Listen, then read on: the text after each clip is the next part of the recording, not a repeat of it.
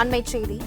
கரூர் கூட்ட நெரிசல் வழக்கை சிபிஐக்கு மாற்றக்கூடாது என உச்சநீதிமன்றத்தில் தமிழ்நாடு அரசு தரப்பில் வாதிடப்பட்டு வருகிறது.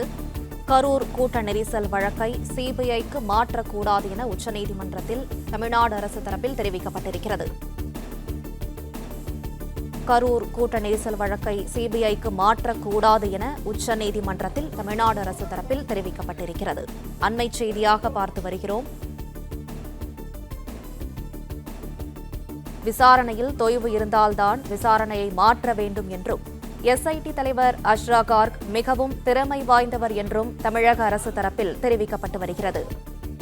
கரூர் கூட்ட நெரிசல் வழக்கை சிபிஐக்கு மாற்றக்கூடாது என உச்சநீதிமன்றத்தில் தமிழ்நாடு அரசு தரப்பில் தெரிவிக்கப்பட்டுள்ளது. கூடுதல் விவரங்களை செய்தியாளர் ராஜகுமரன் வழங்க கேட்கலாம். ராஜகுமரன், வணக்கம். விவரங்களை சொல்லுங்க. கரூர் கூட்ட நெரிசல் சம்பவம் தொடர்பான வழக்கை சிபிஐக்கு மாற்ற வேண்டும் என்று வலியுறுத்தினால் தமிழ்நாடு அரசுக்கு எதிராகவும் இந்த மனுவை தமிழக வெற்றிக் கழகத்தினர் மட்டுமல்ல, அந்த சம்பவத்தில் பாதிக்கப்பட்டிருந்த ஒரு 13 வயது சிறுவனுடைய தந்தையும் தாக்கல் செய்திருந்தார். தமிழ்நாடு அரசினுடைய காவல்துறை அதிகாரிகள் இந்த வழக்கை விசாரித்தால் அது ஒரு பக்க சார்புடையதாக இருக்கும், எங்களுக்கு நம்பிக்கை கிடையாது. எனவே மத்திய புலனாய்வு அமைப்பான சிபிஐ தான் கரூர் கூட்ட நெரிசல் சம்பவம் தொடர்பாக விசாரிக்க வேண்டும் என்று தமிழக வெற்றிக் கழகம் என்கின்ற அரசியல் கட்சியின் சார்பிலும், அந்த கூட்ட நெரிசல் சம்பவத்தில் உயிரிழந்த சிறுவனுடைய தந்தை சார்பிலும் மனுக்கள் தாக்கல் செய்யப்பட்டிருந்தன. இந்த நிலையில்தான் தமிழ்நாடு அரசின் சார்பிலே அந்த புலனாய்வு குழுவை, விசாரணை குழுவை, சிறப்பு விசாரணை குழுவை அமைத்தது நாங்கள் அல்ல, உயர்நீதிமன்ற நீதிபதி தான் விசாரணை குழுவை அமைத்திருந்தார் என்று சற்று முன்பாக தெரிவித்திருந்தார்கள். இந்த நிலையில்தான் தொடர்ந்து அந்த தந்தை, இறந்த சிறுவனுடைய தந்தை, அரசு இதை காவல்துறை மூலமாக விசாரிக்க கூடாது, மத்திய புலனாய்வு அமைப்பு தான் விசாரிக்க வேண்டும் என்று வலியுறுத்தி இருக்கின்றார்கள். இந்த நிலையில்தான் அரசு தரப்பிலே ஏன் சிபிஐ இந்த வழக்கை விசாரிக்காமல் தமிழ்நாடு காவல்துறையை விசாரிக்க வேண்டும் என்பதற்கான ஒரு காரணத்தை நீதிமன்றத்திலே சொல்லி இருக்கின்றார்கள். அந்த காரணத்தின் பொழுது அவர்கள் சொல்லக்கூடியது, அஷ்ரா கார்க் ஒரு மூத்த அதிகாரி, சிறப்பு விசாரணை குழுவினுடைய அதிகாரியாக அவர்தான் நியமனம் செய்யப்பட்டிருக்கின்றார்.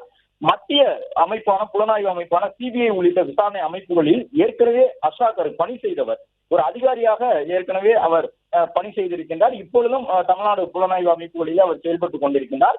இந்த தந்தை, அதாவது தன்னுடைய மகனை இழந்து இங்கே நின்று கொண்டிருக்கக்கூடிய தந்தையுடைய வலி மட்டுமல்ல, அந்த சம்பவத்தில் உயிரிழந்த காயம்பட்ட அனைவருடைய வலியையும் அரசு புரிந்து கொண்டிருக்கின்றது என்று தமிழ்நாடு அரசின் சார்பில் ஆஜராகி இருக்கக்கூடிய வழக்கறிஞர்கள் கூறியிருக்கின்றார்கள். அதே வேளையில் நான் பாதிக்கப்பட்டுள்ளேன் என்ற ஒரே காரணத்தின் அடிப்படையில் சிபிஐ விசாரணைக்கு இந்த வழக்கை மாற்ற அனுமதிக்க கூடாது, அவர்கள் கூறக்கூடிய அந்த நிவாரணத்தை வழங்கக்கூடாது. எனவே கள நிலவரங்கள் அனைத்தையும் அறிந்தவர்கள் தமிழகத்தினுடைய அதிகாரிகள் தான். எனவே ஒரு சிறந்த அதிகாரியின் தலைமையில் அமைக்கப்பட்டிருக்கக்கூடிய சிறப்பு விசாரணை குழுவில் இந்த சம்பவம் தொடர்பாக விசாரணை தொடர வேண்டும். ஏற்கனவே பல வழக்குகள் இதுபோன்று சிபிஐ முன்பாக இருக்கின்றன. எனவே தொடர்ந்து சிபிஐ வசம் இதுபோன்று வழக்குகளை மாற்றிக் கொண்டிருந்தால் குவிந்து கிடக்கக்கூடிய வழக்குகளால் சிபிஐக்கு ஒரு குறைந்தபட்ச அதிகாரிகள் தான் இருக்கின்றார்கள் சிபிஐ விசாரணை அமைப்பிலே, அவர்களுக்கு மேலும் மேலும் வழக்குகளை குவிக்க கூடாது என்ற அடிப்படையிலே தமிழ்நாடு அரசு இந்த முடிவை எடுத்திருப்பதாக சொல்லி இருக்கின்றார்கள். அதாவது அரசை பொறுத்தவரை சிபிஐக்கு இந்த வழக்கினுடைய விசாரணையை மாற்றுவதில் தங்களுக்கு விருப்பம் இல்லை என்பதை உச்ச நீதிமன்றத்திலே தெளிவுபட சொல்லி இருக்கின்றது. அது மட்டுமல்ல, அஷ்ரா கார்க்கை நாங்கள் நியமிக்கவில்லை, உயர்நீதிமன்றம் தான் நியமித்தது என்றாலும் கூட அஷ்ரா கார்க் ஒரு மிகச்சிறந்த காவல் அதிகாரி என்பதை தமிழக அரசின் சார்பில் வாதிடுகின்றார்கள். ஏற்கனவே மத்திய புலனாய்வு அமைப்பான சிபிஐயிலே பணி செய்தவர் அஷ்ரா கார்க். தமிழ்நாடு அரசின் சார்பில் பல விசாரணை அமைப்புகளை அவர் மேற்கொண்டிருக்கின்றார், விசாரணைகளை மேற்கொண்டிருக்கின்றார் என்றும் தெரிவித்திருக்கின்றார்கள். அது மட்டுமல்ல, கரூர் கூட்ட நெரிசல் சம்பவம் என்பதை விசாரிக்கக்கூடிய கள நிலவரத்தை தெரிந்தவர்கள் தமிழ்நாடு அரசுடைய காவல்துறையினர் தானே தவிர மத்திய புலனாய்வு அமைப்பால் அந்த கள நிலவரத்தை புரிந்து கொள்ள முடியாது என்று சொல்லி இருக்கின்றார்கள். மேலும் சிபிஐக்கு இந்த வழக்கு ஏன் செல்லக்கூடாது என்பதற்கான காரணத்தை சொல்லும் பொழுது தமிழகத்தினுடைய அரசு வழக்கறிஞர் சொல்லுகின்றார், சிபிஐ வசம் இருக்கக்கூடியது ஒரு லிமிடெட் சோர்ஸ் என்று சொல்லுகின்றார், லிமிடெட் ரிசோர்ஸ் என்று சொல்லுகின்றார். அதாவது குறைந்தபட்ச அதிகாரிகள் தான், காவலர்கள் தான் சிபிஐ வசம் இருக்கின்றார்கள்.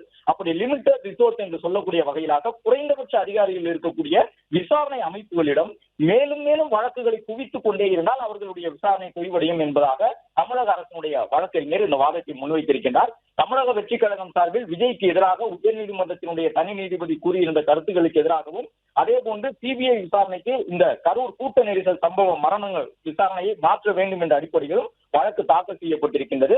ஏறக்குறைய 2 மணி நேரம் வரை இந்த வழக்கு ஏற்கனவே விசாரிக்கப்பட்டுவிட்டு 1 மணி நேரம் மதிய உணவு இடைவேளைக்காக ஒத்திவைக்கப்பட்டிருந்த நிலையில் தற்பொழுது மீண்டும் நீதிமன்றத்தினுடைய அமர்விலே இந்த வழக்கை விசாரணைக்கு வந்திருக்கின்றது.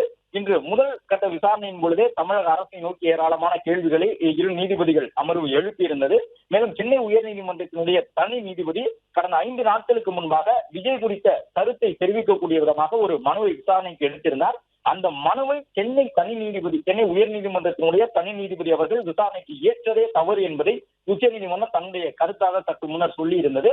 அதன் பிறகு மீண்டும் நீதிமன்றத்தினுடைய விசாரணை தொடங்கி இருக்கக்கூடிய சூழ்நிலையில் தான் சிபிஐக்கு கரூர் கூட்ட நெரிசல் சம்பவம் தொடர்பான வழக்கு விசாரணையை மாற்றுவதில் தமிழ்நாடு அரசுக்கு விருப்பம் இல்லை என்பதை தமிழகத்தினுடைய வழக்கறிஞர்கள், அரசு சார்பில் ஆஜராகி இருக்கக்கூடியவர்கள் உறுதிபட தெரிவித்திருக்கின்றார்கள். அதிலும் குறிப்பாக மத்திய புலனாய்வு அமைப்பான சிபிஐ வசம் இருக்கக்கூடியது ஒரு லிமிடெட் ரிசோர்ஸ் என்று சொல்லக்கூடிய வகையிலாக குறைந்தபட்ச மனித ஆற்றல் தான் அவர்களிடம் இருக்கின்றன. எனவே மேலும் மேலும் வழக்குகளை அவர்கள் வசம் குவிக்க கூடாது என்பதுதான் தமிழ்நாடு அரசினுடைய நிலைப்பாடு என்பதை சொல்லி இருக்கின்றார்கள். தமிழ்நாடு அரசின் சார்பிலே மூத்த வழக்கறிஞர் அபிஷேக் சிங்வி ஆஜராகி இருக்கின்றார். மேலும் வில்சனும் அவ்வப்பொழுது வாதங்களை முன்வைத்துக் கொண்டிருக்கின்றார். அது மட்டுமல்லாமல் உயிரிழந்த சிறுவன் பிருத்விக் தரப்பிலே சிபிஐயினுடைய விசாரணையை கேட்டு தொடர்ந்து மூத்த வழக்கறிஞர் ஒருவர் வாதங்களை முன்வைத்துக் கொண்டிருக்கின்றார். கரூர் கூட்ட நெரிசல் சம்பவத்திலே தன்னுடைய மகனை இழந்திருக்கக்கூடிய அந்த தந்தை சொல்லுகின்றார், மத்திய புலனாய்வு அமைப்பு தான் இதை விசாரிக்க வேண்டும் என்று சொல்லுகின்றார். ஏனென்றால் தமிழ்நாடு அரசு ஒரு விசாரணை குழுவை அமைத்து அந்த விசாரணை குழுவானது விசாரணையை தொடங்குவதற்கு முன்பாகவே தமிழ்நாடு காவல்துறை ஏடிஜிபி அதிகாரி அவர்கள் கூறியிருந்த கருத்து என்பது ஏறக்குறைய விசாரணை முடிவுற்று ஒரு கருத்தை சொல்லுவதை போன்று இருந்தது. எனவே இந்த வழக்கினுடைய விசாரணை தமிழக காவல்துறை அதிகாரிகளால் மேற்கொள்ளப்பட்டால் அதில் எங்களுக்கு நீதி கிடைக்கும் என்று நாங்கள் எதிர்பார்க்கவில்லை, நம்பவில்லை என்று சொல்லி இந்த மனுவை தாக்கல் செய்து சிபிஐ விசாரணைக்கு கரூர் கூட்ட நெரிசல் சம்பவ வழக்கை கொண்டு செல்ல வேண்டும் என்று அவர் முறையிடுகின்றார். மற்றொரு பக்கம் தமிழக வெற்றி கழகத்தின் சார்பில் ஆஜராகி இருக்கக்கூடிய மூத்த வழக்கறிஞர்களும் அதே போன்ற கருத்தை சொல்லி இருக்கின்றார்கள். நாங்கள் குற்றம் சாட்டுவதே தமிழ்நாடு காவல்துறை, அப்படி இருக்கும் பொழுது எங்களால் குற்றம் சாட்டப்படுபவர்களே எங்களுடைய வழக்கை விசாரித்தால் எங்களுக்கு எப்படி நீதி கிடைக்கும்? மத்திய புலனாய்வு அமைப்பான சிபிஐ இந்த வழக்கை விசாரிக்க வேண்டும் என்று அவர்களும் வாதத்தை முன்வைத்துக் கொண்டிருக்கின்றார்கள். இந்த சூழ்நிலையில் தான் இரண்டு தரப்பிலும் அடுத்தடுத்து வாதங்கள் முன்வைக்கப்பட்டு வரக்கூடிய சூழ்நிலையில் நீதிபதிகள் இன்னும் சற்று நேரத்தில் என்ன முடிவு எடுக்கப் போகின்றார்கள் என்பது ஒரு முக்கியமான கேள்வியாக இருக்கின்றது. கரூர் கூட்ட நெரிசல் சம்பவம் என்பது இந்தியாவில் இதுவரை அரசியல் நிகழ்வுகளில் நடக்காத ஒன்றாக ஒரு பெரும் சோகத்தை ஏற்படுத்தி இருக்கின்றது. 41 உயிர்கள் பதைபதைக்க அந்த கூட்டத்துக்குள் மிதிபட்டு இறந்திருக்கின்றன. அதில் கணிசமான சிறுவர்கள் இருந்திருக்கின்றார்கள், பெண்கள் இருந்திருக்கின்றார்கள், இளைஞர்கள் இருந்திருக்கின்றார்கள். இந்த நிலையில் தான் இதுபோன்ற சம்பவம் இனி நடந்துவிடக் கூடாது என்பதற்காக இந்தியா முழுவதும் பல்வேறு நீதிமன்றங்களிலே அரசியல் கட்சிகள் நடத்தக்கூடிய பேரணிகளுக்கு, கூட்டங்களுக்கு, ரோட் ஷோக்களுக்கு உரிய அனுமதியை வழங்க வேண்டும் என்ற மனுக்கள் தாக்கல் செய்யப்பட்டிருக்கின்றன. குறிப்பாக மதுரை உயர்நீதிமன்ற கிளையிலும் சென்னை உயர்நீதிமன்றத்திலும் கூட இது போன்ற மனுக்கள் தாக்கல் செய்யப்பட்டிருந்தன. 2 நீதிமன்றங்களும், அதாவது சென்னை உயர்நீதிமன்றமும் மதுரையில் இருக்கக்கூடிய உயர்நீதிமன்ற கிளையும் அந்த வழக்கை விசாரித்து இருவிதமான தீர்ப்புகளை வழங்கியிருந்தார்கள், உத்தரவுகளை பிறப்பித்திருந்தார்கள். அதை கூட சற்று முன்பாக உச்சநீதிமன்றத்தினுடைய நீதிபதிகள் கோடிட்டு காட்டி ஒரே நாளிலே 2 விதமான வழக்குகளை, ஒரே விதமான வழக்குகளை 2 நீதிமன்றத்தில் விசாரித்துவிட்டு இருவேறு விதமாக உத்தரவுகளை பிறப்பித்திருக்கின்றீர்கள், இதை எப்படி எடுத்துக் கொள்வது என்று உச்சநீதிமன்றத்தினுடைய நீதிபதிகள் கேள்வி எழுப்பியிருந்தார்கள். அது மட்டுமல்ல, தமிழ்நாடு அரசுடைய வழக்கறிஞர்கள் அந்த சம்பவம் நடந்த பிறகு விஜய் அந்த இடத்துக்கே செல்லவில்லை. இந்த நாள் வரை விஜய் அங்கே உயிரிழந்தவர்களுடைய குடும்பத்தினரை சந்தித்து ஆறுதல் கூட தெரிவிக்கவில்லை என்று தமிழக அரசு வழக்கறிஞர் கூறியிருந்தார். பிளே ஸ்டோர் மற்றும் ஆப் ஸ்டோரில் இருந்து பாலிமர் செயலியை QR கோடு மூலம் பதிவிறக்கம் செய்யுங்கள். செய்திகளை உடனுக்குடன் பெறுங்கள்.